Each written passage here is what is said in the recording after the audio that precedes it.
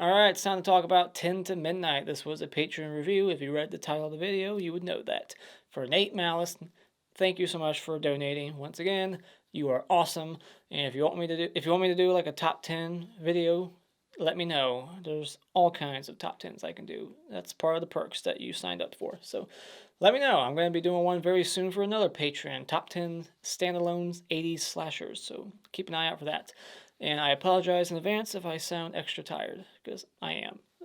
I hate to sound so tired during a review that you paid for, but this is the only time I got to do this. So let's just get through this. Let's talk about 10 to Midnight. I'll try to sound a little bit more energetic, but I'm not. I'm tired. But I don't have a whole lot to say about it, but I did enjoy this movie. This is definitely the better film from this director, J. Lee Thompson, who did Happy Birthday to Me, which is a cult classic slasher that everybody seems to really love. I like it. I'm just not crazy about it. It runs a little too long. I have a whole review for that movie. You want to check it out, but I'm in the middle on that one. This one I prefer. I actually really like this, and this is a genre that I'm not typically fond of. I don't watch a whole lot of crime thrillers, and this is what it's listed as a crime thriller. But I enjoyed it, and it's definitely a horror movie too. So I'm counting it when I do my top like 10 1983 horror movies. I will count this in that list if it does make it. I won't spoil that because this definitely has horror elements. This has slasher elements. This movie is about a psychopath, this psycho guy, I forget his name, Stacy, who is stalking people, young women, and when they reject him, he stalks them and then kills them naked. He gets butt ass naked, stabs them with a knife. You know, it's a lot of gut stabbings and lots of blood.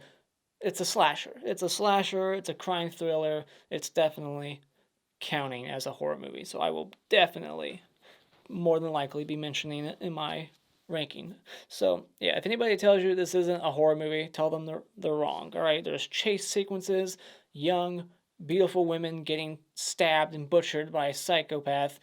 Yeah, it's not a masked killer who's silent. This movie focuses on a killer the whole time, which I really like. So, yeah, let's just stop babbling. Let's get into the review. Let's talk about the things that I liked. I like that this killer is always getting naked because it just makes the movie fucking weird and different. Like, I don't know any other slasher movie. You can debate if this is a slasher, but it's got plenty of slasher elements in it. I don't know any horror movie or any movie period like this where the killer gets butt ass naked and starts like chasing people through the woods and stabbing them. Like, I really like that. It gives it its own flavor. It's a different type of horror movie for that reason alone. And this is definitely of the time. It's very 80s. The score, the aesthetic, the dialogue. It's all 80s. I really dig it. I really like the soundtrack. It's definitely a horror soundtrack at times, and just really like the dialogue overall. Like, there's lots of funny quotable lines, a lot of funny lines from Charles Bronson, like his knife is his penis. Like, there's a lot I could have wrote down, but I try not to write so much. And yeah, and I like the relationships in the movie between partner and partner. Kind of like a Lethal Weapon movie. You got this guy. He's the new partner for Bronson's character. He has a new partner, and his partner's in love maybe with his daughter, or the daughter likes him. I like all that stuff, all the relationship stuff, and I really like the actress who plays the daughter. I didn't write her name down, but she was pretty good. I thought maybe she gave the best performance, because let's be honest, there's not a lot of good performances in this movie.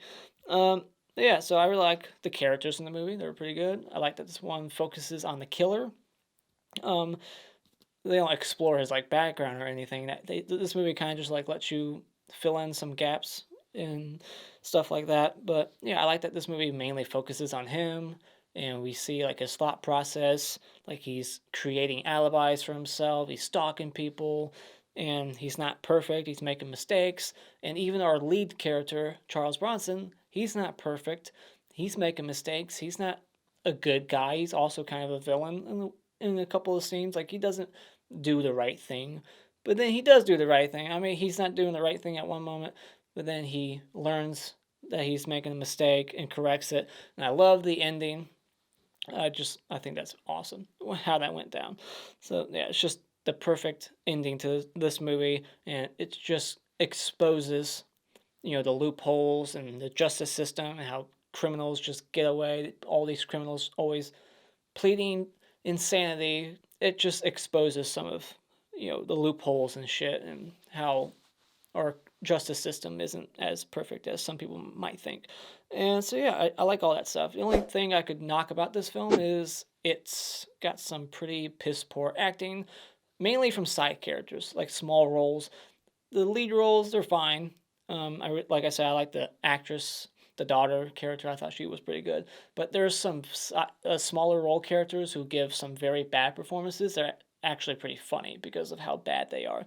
But yeah, like if you're looking for great acting all like across the board, this isn't for you because the acting is pretty bad. And I wish they would have did some more exploration of this main killer. Like even his performance wasn't even that great. It's okay. It's uneven. Like there's moments where he's actually good and kind of creepy, and then there's other moments where he gets like over the top. He just kind of crosses the lines. Like, all right, dial it back some. So like his acting was uneven. If they had like an excellent actor in that role, maybe this movie would be even better. But yeah, I wasn't crazy about the killer. I wish they would have explored him just a little bit more, like his background. Like we know nothing about this guy by the end of the movie. You can kind of just assume what's going on with him.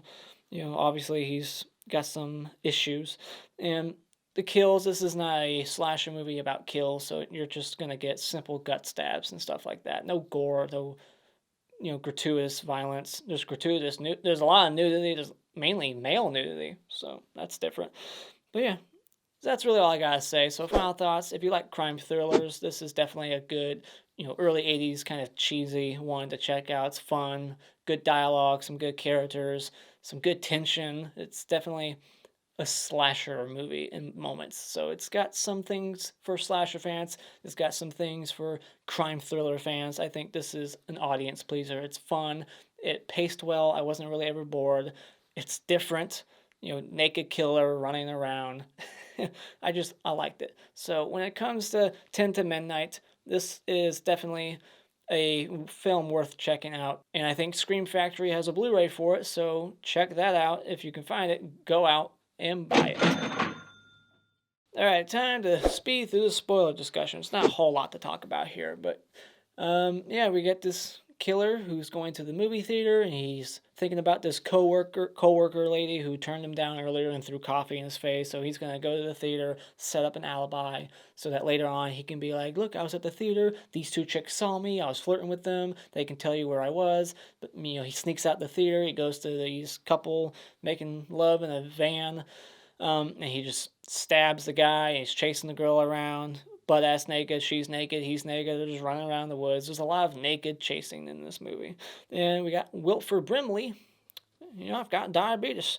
And so, yeah, we got Wilford Brimley. We got Jeffrey Lewis at one point from Devil's Rejects and all kinds of movies. That guy did not age much. Like, in this movie, he looks almost the same as he does in Devil's Rejects, and that's 20 years later.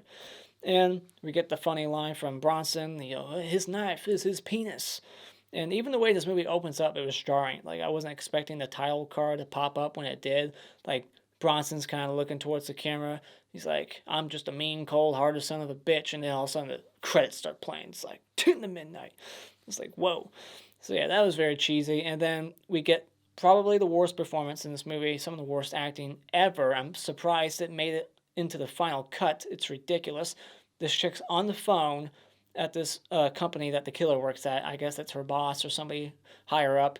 And she's on the phone. She finds out about someone who died. And she's like, "Betty? Oh, no. No, God. Oh, my God. It's terrible." And then, like, hangs out. And she's, like, acting all... And then, like, cuts to, like, close-up shots of all the other people finding out, too. And they're like, "Oh, no." Like, they're over-the-top bad acting. It's just hilarious. There's, like, grabbing their face. Like, I'm doing a better performance right now. Trust me. And and then we see this jack-off toy. I didn't even know what it was at first. I had to, I didn't know what it was until Charles said what it was. He's like, "What's this? A jack-off toy?" I couldn't tell. I was like, "What is it?" So, I mean, I don't have toys, so I don't know. But yeah, he was like, "What's this?" He's like flapping this jack-off toy around in the interrogation room, which is just another funny scene. That's a very hysterical interrogation, just seeing Charles Bronson swinging this like sex toy around, like, "You jack off with this," and just like trying to get this guy to break. And So then he like breaks into this place trying to get this diary, but the cops already got it, so he's screwed. And then he just kills this girl. Like, he didn't need to kill her. Like, why did he kill her? She didn't turn him down. Maybe there's a reason, but I didn't see a reason. But yeah, just stabs her in the gut. And then he starts targeting this cop's daughter. Not a smart move at all. I like this scene where they're at a party and, this partner of Charles, he suspects that the killer might be coming to this party at any point, and he hears like screaming in the distance, but it's clearly like sexual pleasure at the girl moaning, and he like barges in on this couple like making love, and he's like, "Oh, sorry, get back to what you're doing, continue." So that was just another funny moment in the movie. So then Charles Bronson, he starts taking blood samples. He's gonna plant evidence against this guy because he wants him locked up, because he knows that the longer he's out there, the higher chance that his daughter will be his next victim and more people will die. And it's like, do you blame him? I mean, it's not the right thing to do. So it's a dilemma in the film. The other guy finds out about it, his partner, and he's got to make a decision. Like, do I back up my partner, or do I do what's right? Do I do what's legal, or do I do what's morally correct? Blah, blah, blah. Like, it's the dilemma in the film. And I like that Charles owns up to it. He admits he's not lying. Like, when he asks him, like, did you do it? He's like, yeah, I did. It's like, why wouldn't I? Like, this asshole needs to be taken out. He needs to be arrested. And I like that he just admits it straight up. Like, yep, I took the blood. I planted the evidence. Sue me. And then gets fired, of course. But I'm surprised he wasn't arrested, because that seems like something that you would be arrested for, but I guess not. He just gets fired. So he got off kind of easy. But yeah, it's like the killer knows it's bullshit. It's like, there can't be blood on my clothes. I'm always naked when I'm killing people. Yeah, and when he like finds out that he's being, set up, and evidence is being planted against him, he finds out that there's blood on his clothes supposedly. When he's freaking out about that in the interrogation room, he's like throwing a chair. That's when he gets a little over the top. He's just like screaming. It's like, you're lying. And then the whole third act of this movie is basically Charles stalking him. I love that. I love that the tables are turned and Charles is like out to get him. He's making his life hell. He's calling him, because earlier he was calling his daughter and calling all these other people. It's kind of like Black Christmas with the obscene phone calls, the vulgar language. But he's doing it right back to him. He's calling him. He's planting like crime scene photos at his office, like showing him all the people he's killed, reminding him, of what he's done, and he's just tormenting him. I love that. I always love a movie where the killers are the ones that get theirs. They get tormented. It's like payback. I love revenge movies.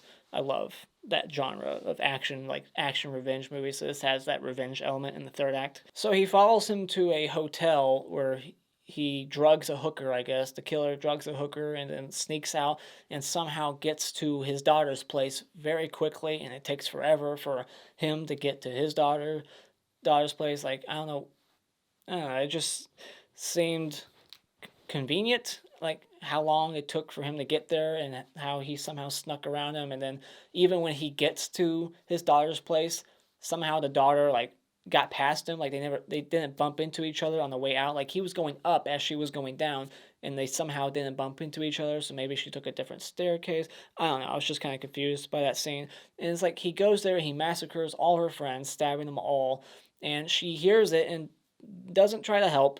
And none of her friends stand up for themselves. They're just helpless victims. Like, oh no, please, no, please. I hate that. It's like, just do something. Quit saying please, no, I won't say anything. I hate seeing victims just cower, like Vicky in Friday the 13th Part 2, like all of them, really. And then the one girl like grabs a towel for some reason. It's like, why? And now you just gave away your position. Like, that made no sense why she did that. And Reverend Jackson Sayer from Halloween 4, he's like the motel owner guy. I thought that was pretty cool seeing him. You're hunting it, ain't you? Yeah, Charles, he's hunting it, all right. And so, yeah, and then so no one fights at all. That very kind of bugged me. And Kelly Preston is in here very shortly, and briefly. She's very brief in the movie, and she gets killed, and her body's like blocking the door, so the girl can't get out. But she hears a car pull up, and for some reason she doesn't just wait for her dad or whoever the cop is that's there to come up and rescue her to make sure the coast is clear. She just leaves the bathroom.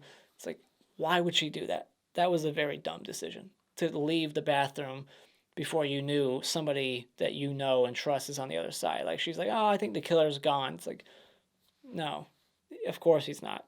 It's like, he's still there. And then we get another naked chase down the street, and somehow Charles Bronson got ahead of them. I don't know. I guess he's just Flash. He got very far ahead. Like, I don't know how he pulled that maneuver off. I guess he just knows the streets. He found a shortcut. So, yeah, I that's really the end of the movie. You know, he bumps into him, and he has him at gunpoint, and the guy's like, you know, I'm gonna plead insanity. I'm sick, and you can't arrest me for being sick.